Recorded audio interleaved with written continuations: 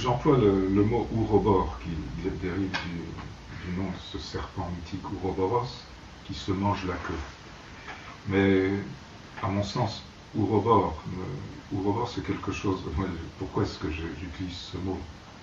Parce que je l'ai utilisé, je crois, pour la première fois dans Le Sauvage et l'Artifice. Parce que il a l'avantage d'évoquer aurore, ou aurore, comme aurore, c'est les débuts, et Ur, en allemand, ça veut dire l'origine première. Ur, c'est très ancien. Bref, c'est l'originaire. Donc, il y a de l'originaire, mais qui est toujours repris. Et Ourobor, pour le coup, c'est pas tout à fait Ouroboros, qui se mange la queue, donc c'est l'éternel retour.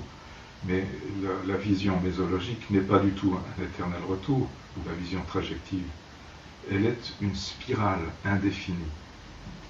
Parce qu'il y a justement, il y a la flèche du temps, hein, on ne revient pas au point zéro, il y a un déploiement vers, non pas une fin que nous pourrions déjà définir, on ne peut pas savoir vers où ça va. Tout ce qu'on peut faire, c'est en se tournant vers l'arrière, vers le passé, de sentir un sens à cette évolution. Donc, pour nous, dans notre Umwelt, il y a nécessairement un sens dans ce qui s'est passé. C'est notre Umwelt. Si nous pouvions transcender notre Umwelt, notre monde, ça serait peut-être, on se rendrait peut-être compte que c'est autre chose, mais en tout cas pour nous, et dans la mesure où nous sommes en vie, ça va dans un certain sens jusqu'à notre présent. Bien. En spirale. Et alors là, la spirale, elle suppose donc une direction du déploiement de quelque chose, d'un processus, qui peut se déployer dans la mesure où cela peut s'appuyer sur le passé. C'est ce que j'appelle le calage trajectif. On s'appuie sur les prédicats antérieurs, les prédicats ultérieurs s'appuient sur les prédicats antérieurs, où les modes de saisie de S s'appuient sur... Hein, on peut faire fond sur. Donc, et on fait fond aussi sur ce que j'appelle des œuvres, pas tellement dans ce livre, mais plutôt dans Écoumène, apories. Apories, c'est des choses à travers quoi on ne peut pas passer. Ça, c'est étymologiquement aporos, ça veut dire non-passage. Donc on ne passe pas à travers. Exactement comme si je me mets debout sur ce parquet, c'est parce que mes pieds ne passent pas à travers. Hein, grâce à la consistance et à la substantialité de ce parquet. Parce que si tout était insubstantiel, eh ben, on pourrait s'appuyer sur rien. Le bouddhisme a essayé de résoudre ce problème, parce que si vous plaidez pour l'insubstance, eh ben, vous ne pouvez pas vous mettre debout, vous ne pouvez pas prendre quelque chose dans les mains, rien. C'est le me absolu. Alors, pour surmonter cette difficulté, le bouddhisme a mis en avant l'idée que les relations, puisque tout est purement relationnel et insubstantiel, là c'est le cas bouddhique de l'insubstantiel, c'est les relations qui s'appuient les unes les autres. Ça tient logiquement pas debout, ça. Il faut bien qu'à un moment ou l'autre on ait de la substance. Je m'attache plutôt, puisque je parle des milieux humains tels qu'ils sont réellement et concrètement pour nous. Donc on a déjà de la substance parce qu'on a toujours déjà, ça le mot est important d'ailleurs, Heidegger emploie beaucoup cette expression, toujours déjà, on a toujours déjà une trajection. Donc on peut toujours déjà s'appuyer sur un S en tant que P. Et la mésologie se garde de faire le bond mystique qui consisterait à dire il y a d'abord S ou il y a d'abord P. Alors, grosso modo, la science moderne, classique, va parier sur S et les religions parient sur P. Donc, la mésologie s'occupe de choses qui sont déjà des S en tant que P et ne remonte pas au-delà, ni dans le passé, ni dans le futur.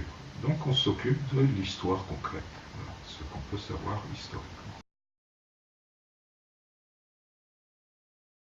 Il s'agit de dépasser l'étape de la modernité. Dans cette vision, la modernité est une étape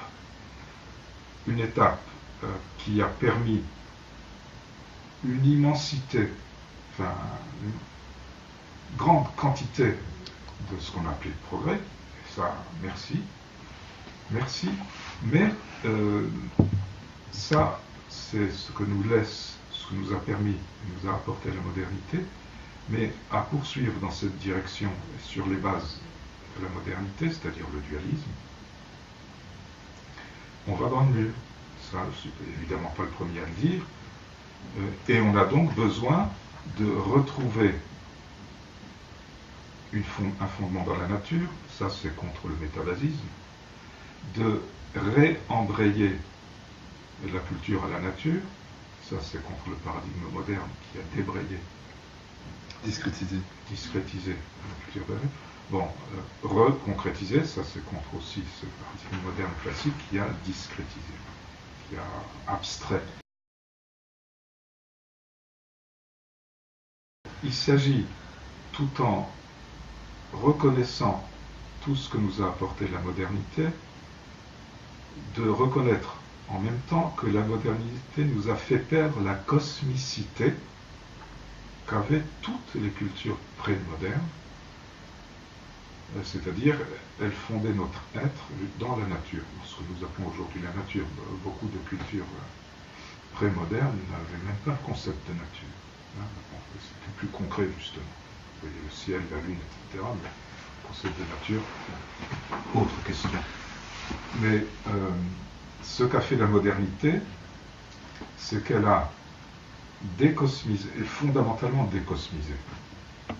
Et il s'agit d'aller au-delà, parce que à force de décosmiser, à force de mettre l'être de l'humain au service de systèmes d'objets, on va finir par se supprimer soi-même.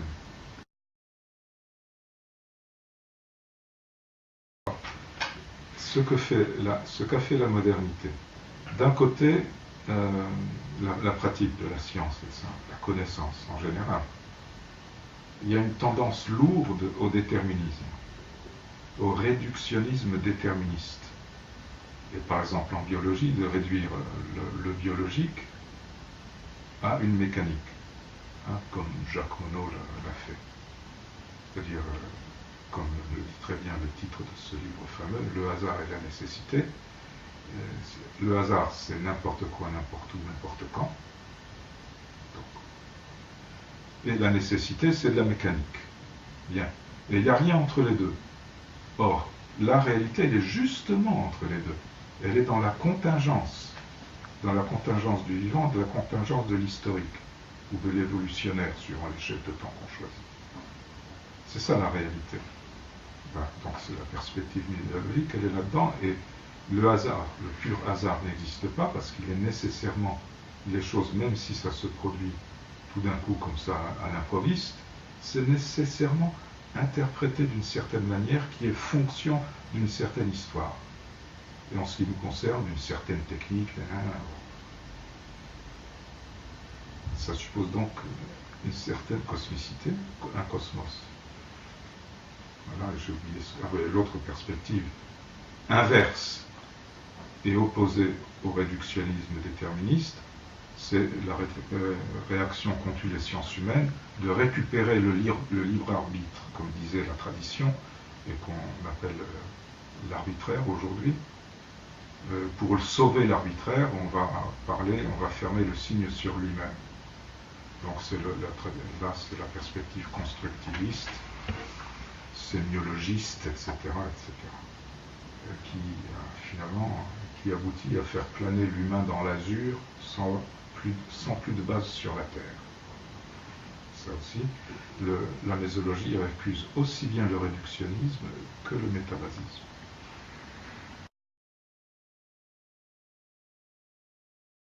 La mésologie, effectivement, amène à certaines positions politiques. Pour donner un exemple tout à fait précis,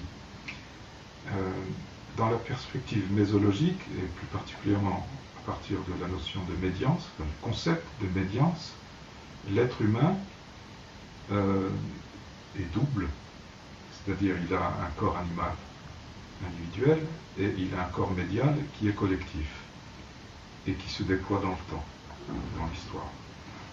C'est ce qui permet que, par exemple, aujourd'hui, on puisse parler d'Aristote, qui est mort il y a plus de 2000 ans. Il est toujours vivant dans notre pensée. Ce qui fait que la mésologie récuse radicalement la forclusion que le sujet moderne a faite en mettant au dehors, dans les ténex, les ténèbres extérieures, aussi bien son corps médial, dans l'espace, c'est-à-dire il ne s'occupe pas de son empreinte écologique, que ceux qui viendront après nous, qui poursuivront notre être, qui ne sont pas un autrui absolu, non, c'est nous qui nous poursuivons, comme nous poursuivons ceux qui nous ont précédés. On se situe dans ce fil de notre corps médial. Bien, nous avons donc de ce fait une responsabilité morale qui nous engage, nous, maintenant, à l'égard de ces générations futures. Là, on retrouve le propos de Hans Jonas, c'est le principe responsabilité. Et très directement, concernant le nucléaire, nous sommes, en l'état de nos techniques et sans doute pour très longtemps, incapables de maîtriser la radioactivité. Donc, tout ce qu'on sait faire, c'est la mettre dans des entrepôts, et de plus en plus massifs, donc de plus en plus mortels. Et nous, on se contente de la mettre de côté, mais ça va retomber sur la tête de ceux qui viendront après, un jour ou l'autre nécessairement, parce que ça pollue toujours, et ça peut provoquer peut-être un jour des catastrophes. Bon, on se défausse de cette responsabilité, et bien ça ne tient pas mésologiquement, parce que ça fait partie de cette forclusion de la moitié de notre être. Ça, c'est contre l'économicisme qui nous pousse à continuer de, comme l'a dit par exemple un de nos ministres, dire que le nucléaire c'est une technologie d'avenir. Il n'a en fait d'avenir que dans la mesure où il risque de retomber sur la tête de nos descendants. Oui, effectivement. Ça, c'est un côté, excuse-moi. Donc ça, de ce point de vue-là, la mésologie rejoint tout à fait le discours écologiste. Mais inversement, cette fois-ci, la mésologie se démarque du discours écologiste dans la mesure où la notion de trajection implique un déploiement prédicatif, peut-on dire, d'un donné de l'Umgebung, ce qui fait que on ne peut pas dire tout simplement qu'il faut cesser avec l'idée de croissance. Non. Du point de vue mésologique, il peut y avoir un déploiement indéfini des prédicats au sens large, c'est-à-dire qui vont au-delà de la seule logique, un déploiement indéfini même à partir d'une planète finie, puisque le déploiement se fait dans une dimension qui va justement au-delà de la seule dimension de la planète. Ça, c'est la créativité humaine qui permettra, du point de vue mésologique, une croissance indéfinie, même si la planète est finie. Donc ça va directement à l'encontre d'une thèse écologiste majeure.